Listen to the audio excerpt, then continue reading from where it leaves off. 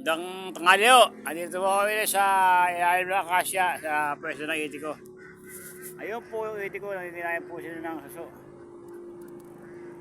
Ito, ang pakain ko po ay palay lang.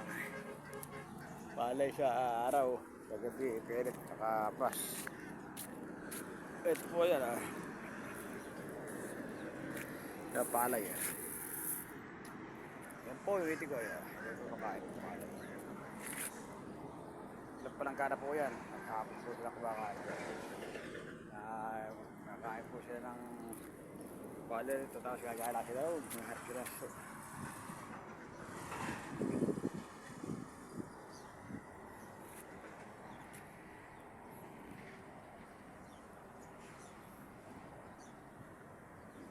Hinahin po siya ng sura, harap po siya ng sura. Ayan po, ito nagpipilapil ko. Ayaw.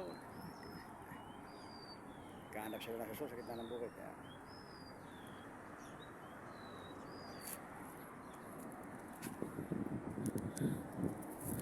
Ito, ayan po. Ayan, ito po yung ano. Nandun po yung inaki ko sa kabila.